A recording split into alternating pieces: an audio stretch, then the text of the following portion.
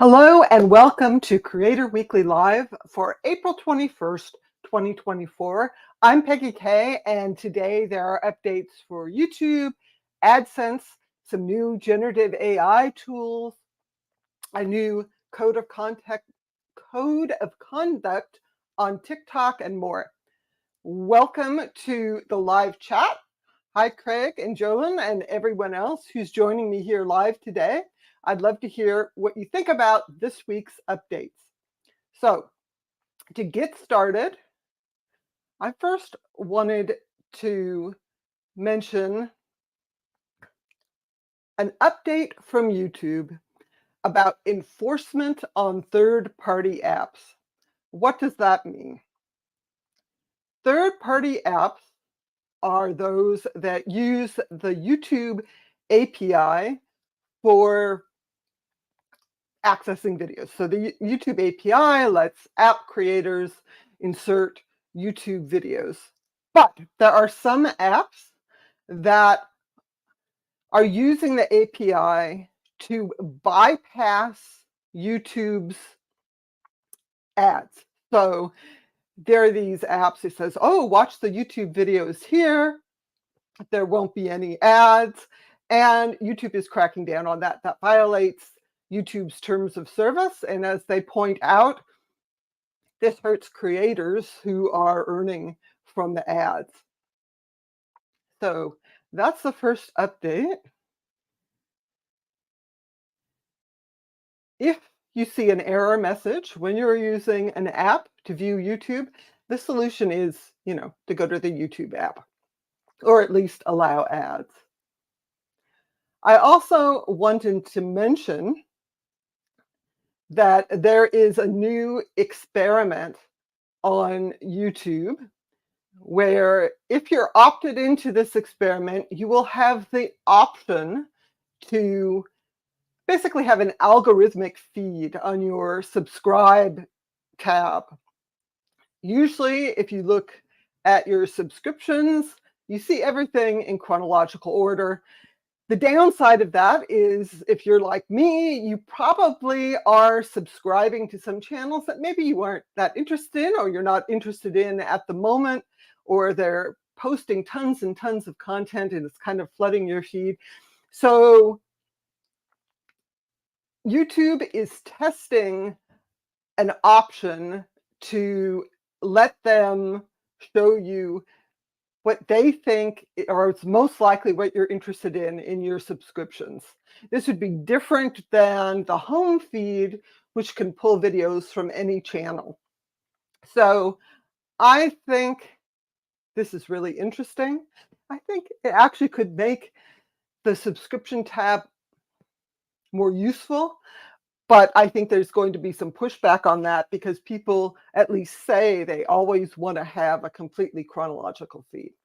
So what do you guys think about this? Would you turn on the option to have an algorithmic feed just from your subscriptions? I think I would at least turn it on to give it a try. So those are the main YouTube updates for this week. Nothing super earth-shattering.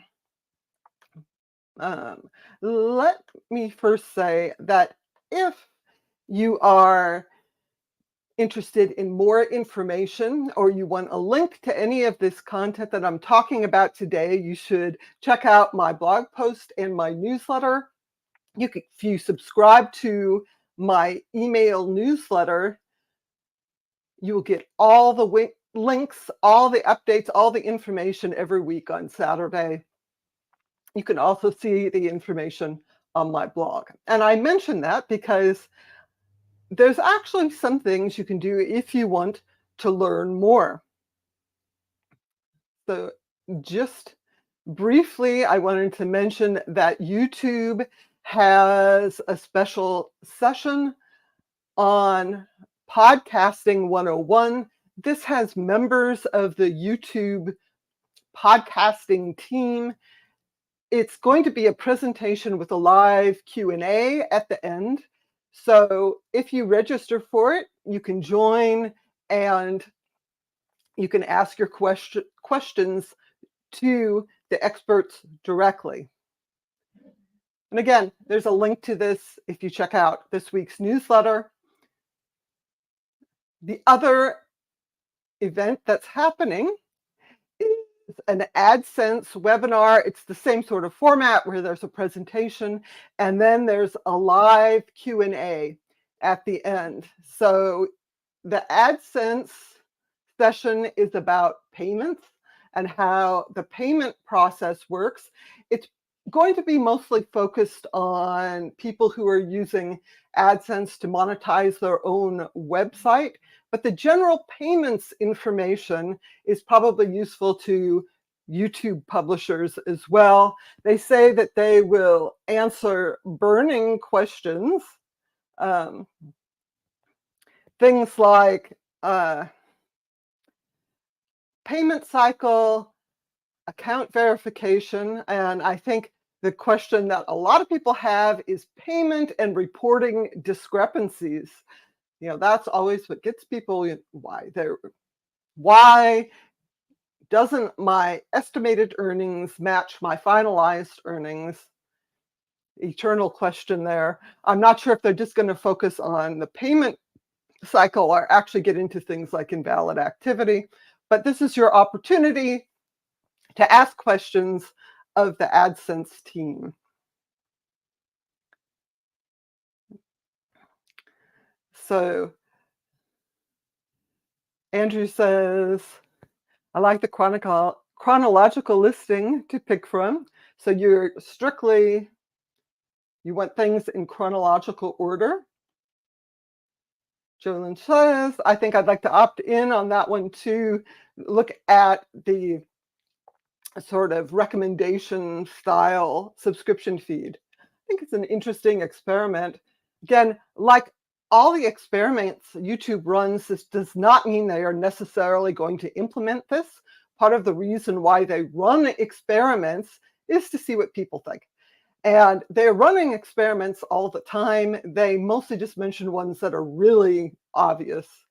There's another experiment happening now with the layout of YouTube on desktop that a lot of people seem to not like.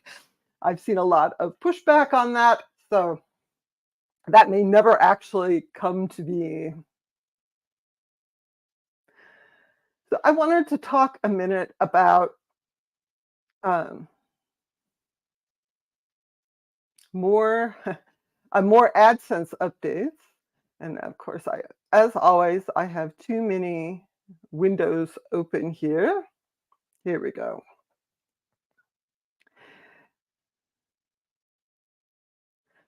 So one of the things that AdSense does is show and give you different ad formats for auto ads. This is if you are running AdSense ads on your own website or blog. You can go into your AdSense settings for that website, go into the auto ads section, and then choose which types of automatic ads you have. You can also set, how aggressively it inserts ads, I suppose is the way to put it. And there's a brand new auto ad format on AdSense. This is called Ad Intense. What Ad Intense does is basically look at the text of your website or post and finds text there that it thinks would generate a good search with ads. The example that they have is a Pixel phone. You can see it's very fast GIF running, but the idea is that if you're talking about the Pixel 7, the AdSense auto ads detects that. They make that a link. It has sort of a dotted line underneath and a magnifying glass, so it should look different than the other links on the web page. And if people click that, there's a search that pops up, and there's ads on that search page. If people click one of the ads, that's how you earn. If people close that, then they just come back to your website. So it's not really moving people off your site completely.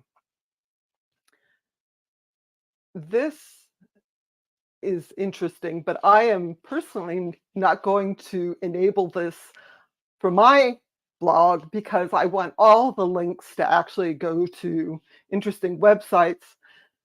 But if you talk a lot about various things that would generate interesting ads, like mobile phones, you might want to turn this on. Again, this is in your AdSense account. Go to the ads settings for your website, and you will see the auto ads settings, and you can choose what ad formats you want. This should be opt-in for your site.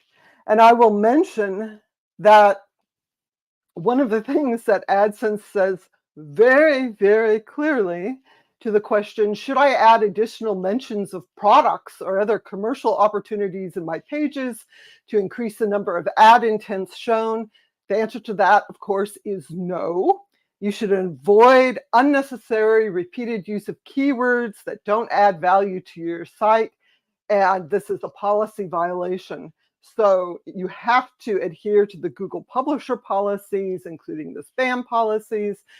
Don't try and game this, by talking about, here are, 5 expensive things to buy or whatever. So look into this. If you have your own website or blog that is monetized with AdSense. I want to say hello again to everyone in the chat. I see Bridget is here. Good to see you, Bridget. And Andy and Jolyn and Craig, it's so great to have you guys in the live chat. Andrew says, estimate should always be understood as a wild guess, have no actual idea. That's actually not true. You see a lot of people complaining online that their AdSense earnings are not as high as they expected after the earnings are finalized. But the reality is that the people who are not affected don't complain about it. And I will say on my own blog, I often have a small adjustment for invalid activity. I think last month it was maybe 25 cents or something like that. So it happens, invalid activity happens, but it's not a huge amount. If you're getting huge corrections or deductions from your earnings, that is a sign that something is wrong. And it's good to investigate to try and prevent that in the future.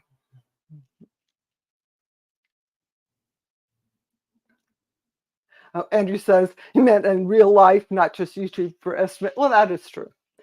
Although estimates, I think, are usually based on some reality, hopefully. Okay, so those were the big updates for YouTube and AdSense this week.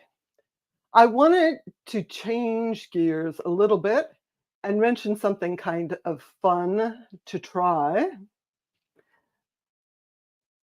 And this is the graphic. If you use Adobe Express, the mobile app is now available to everyone. You can get it for iOS and Android. And one of the things that's really cool about the Android Express mobile app, it has these video editing tools to make things like reels and shorts. It has AI-driven features like automatic removing your background. You can put clips together. The Adobe Express app also includes the Firefly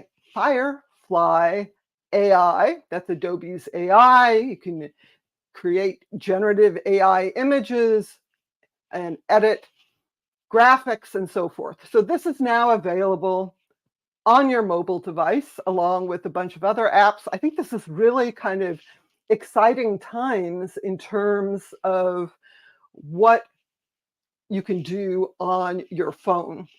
I wish there were more editing tools that were really optimized for tablets, because that's bigger. But right now, there are so many video and graphics editing tools for your phone. You can really do a good job if it's not too small for you. The big update, though, this week was that Meta, switch tabs. All right, Meta announced that they are integrating their Meta AI everywhere. So there's AI in Facebook, Instagram, WhatsApp, and Messenger. Meta's AI is called Llama, like the animal, Llama. And this large language model, it does search, creates images, all kinds of things. There's sort of an overload for a lot of these tools that aren't clearly that useful. But one of the really neat things that you can do is use the Meta AI directly. And you can go to meta.ai. And you don't even need to be signed into a Meta account to use it. Now, you won't have all the features if you are not signed in. But if you just want to try it, you can go to meta.ai and give it a shot.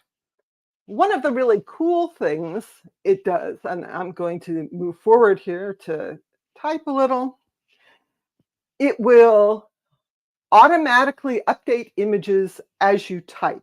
So I'm going to demonstrate that now. So if I say imagine, imagine is the sort of trigger word for the Meta AI. So imagine a middle-aged, you see it's a dude now, woman, sitting on a blanket next to a lake, drinking wine. So that's, that's where I'd rather be. But that's actually pretty cool that it is not taking minutes to generate these images. It is actually generating the AI image on the fly. So that's pretty cool. And you can try this by going to meta.ai. That does require you to be signed into a Meta account. If you use Facebook or Instagram or Threads or Messenger or WhatsApp, you probably have a Meta account already. So this is really the cutting edge of AI image generation. Once you get something that you like, you can then click the generate button. It goes and generates multiple variations of the image. That takes a little bit longer. So, you can pick a different image. And then you can choose to animate the image if you want. This takes longer to get this kind of final image, but it does a kind of neat, sort of 3D animation of the image moving.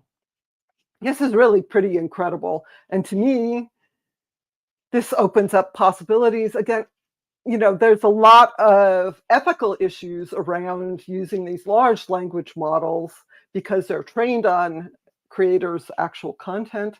But I think there's some neat things you can do, if only to kind of brainstorm what these scenes might look like. So neat things happening. on Meta AI.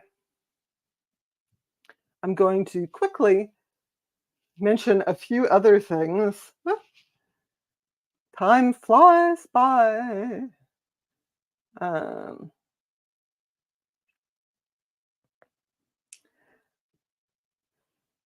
I wanted to mention, first of all, uh, I mentioned this back in January when it was announced that Meta is deprecating the Facebook Groups API. That goes into effect, and that's going to prevent a lot of automated things for managing groups, including live streaming to groups. There's some workarounds you can do. I think StreamYard has some tutorials. There's a bunch of tutorials online, but just be aware, if you manage Facebook groups, this change is happening this week. If you go over to Bluesky, now Bluesky is still small beans, but I kind of like it. It's kind of where I follow a lot of science and science fiction people, kind of weird things. And now you can easily embed a Bluesky post on your website or blog. This is part of what I think made Twitter really popular, is that, you know, people make big statements, interesting things, and then on news sites, other news blogs, websites could take the tweet and embed it right there. So you've got the content right there. Now this is possible with Bluesky.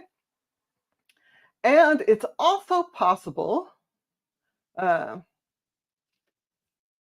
don't know why this page isn't loading. There we go. It's also possible with Substack Notes. Now, Substack Notes are, Substack's basically social network. Substack talks a lot about being it's just a platform for newsletters, but it's got all these social features, including posting.